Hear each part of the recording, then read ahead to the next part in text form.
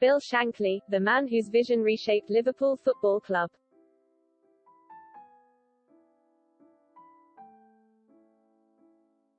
On September 2, 1913, in the small mining town of Glenbuck in Ayrshire,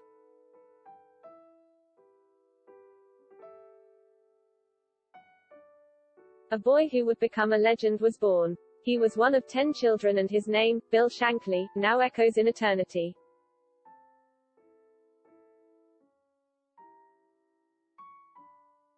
For his parents, John and Barbara, raising their 5 boys and 5 girls in a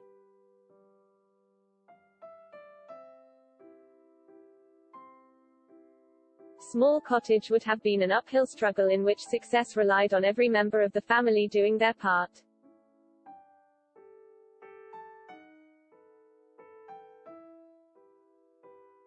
Even at a tender age, Shankly knew the power of the collective.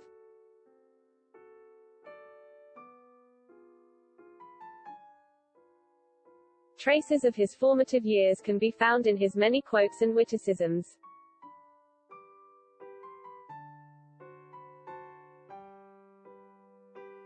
And they run through his philosophy like a golden thread. It was upon this belief in the power of the collective that Bill built a legacy fit for a king.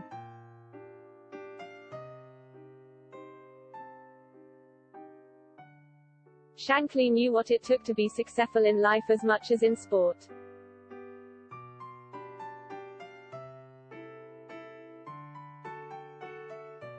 He would have approved of the banner on the cop that screams "Unity is strength."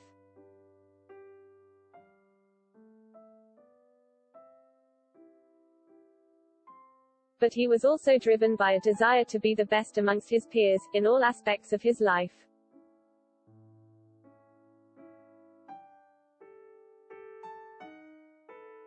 Bill famously made his players continue to play 5-a-side matches, in which he took part, until his team won, no matter how long it took.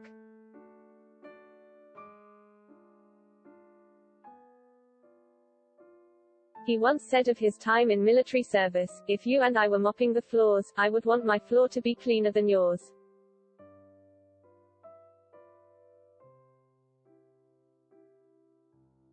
For the Scot who took up the reins at Anfield in 1959, you had to strive to be the best you could be, no matter how menial the task.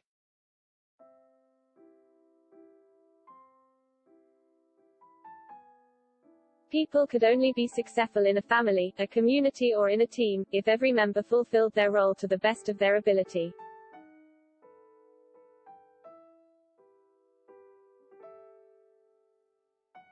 In order to drive home the point, he would emphasize how many of his players had achieved individual honors through the collective effort.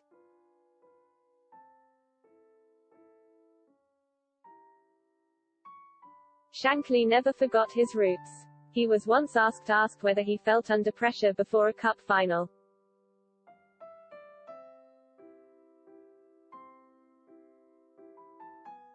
His response was to lecture the journalist on what real pressure was.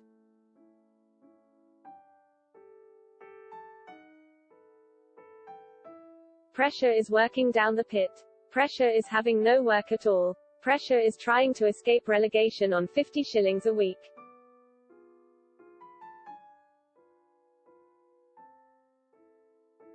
Pressure is not the European Cup or the Championship or the Cup final. That's the reward.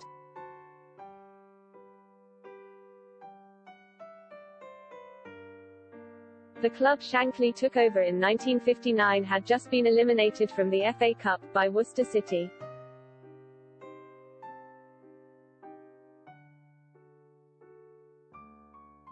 They had been languishing in the second division for 5 years and he would describe Anfield as the biggest toilet in Liverpool.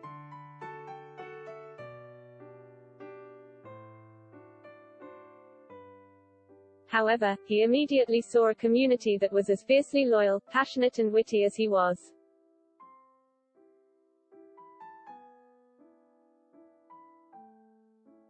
In the Kop, he saw a group of supporters who knew what it was to work, fight and play hard and with whom he could forge a timeless bond.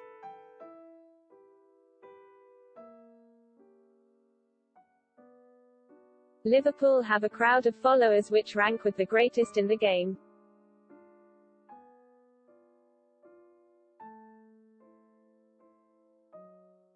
They deserve success and I hope, in my own small way, I am able to do something to help them achieve it.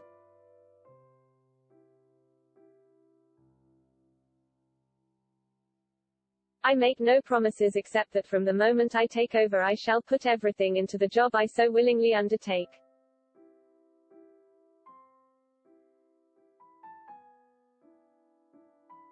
He understood the uniqueness of Liverpool supporters and their spirit of collectivism and community appealed to him deeply.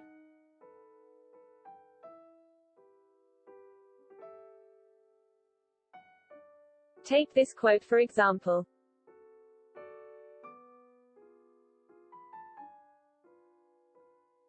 The word fantastic has been used many times, so I would have to invent another word to fully describe the Anfield spectators.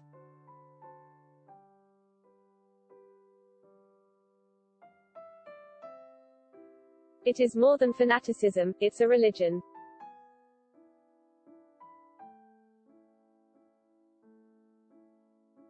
To the many thousands who come here to worship, Anfield isn't a football ground, it's a sort of shrine.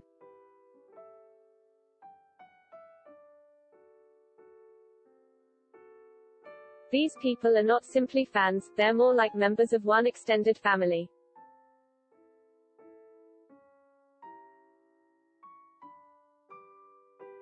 Bill's belief in loyalty and fairness saw him keep faith in Bob Paisley, Joe Fagan and Reuben Bennett, who had all been part of the old setup.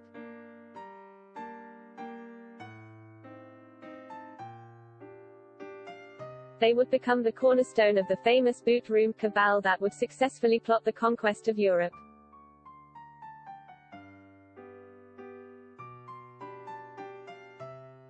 The stories of Shankly have filled many pages and hours of film footage.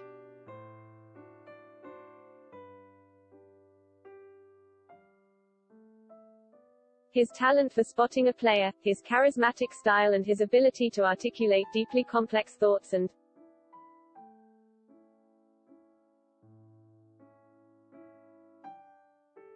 ideas in the language of the people are all factors that mark him out as a unique and special leader.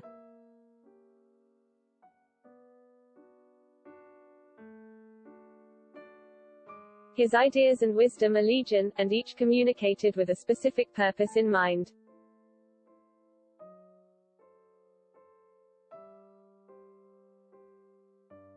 His barbs about Everton, for example, had nothing to do with a lack of respect for Liverpool's neighbours.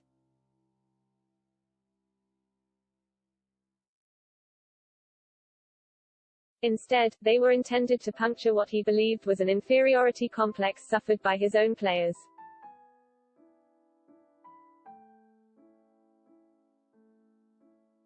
Others, such as football being more important than life or death.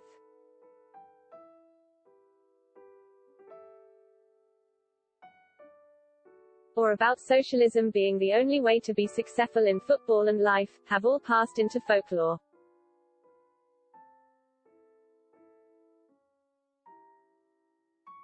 However, there is a less famous lecture given by the great man that perhaps says more about his vision and attitude to life.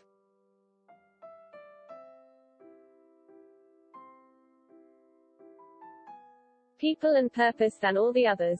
Consider these words.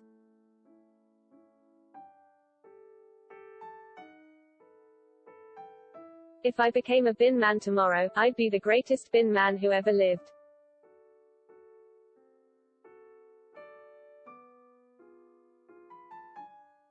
I'd have everyone working with me, succeeding and sharing out the success.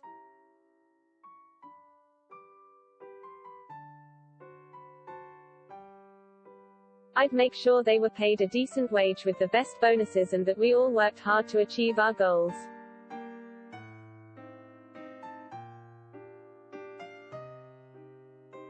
Some might say, but they're only bin men, why do we need to reward them so well for a job anyone can do?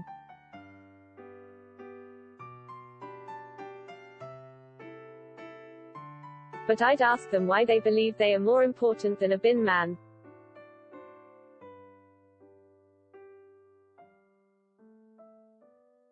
I'd ask them how proud they'd feel if the dirty city became the cleanest in the world. Then ask who made 'em proud. The bin men.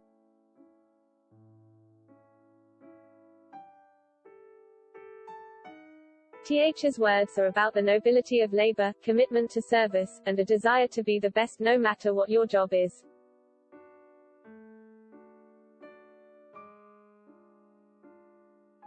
And a belief that everybody has value and deserves to be rewarded for their efforts.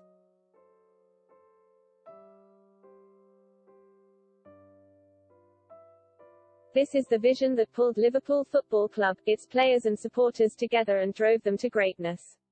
This was Shankly's vision.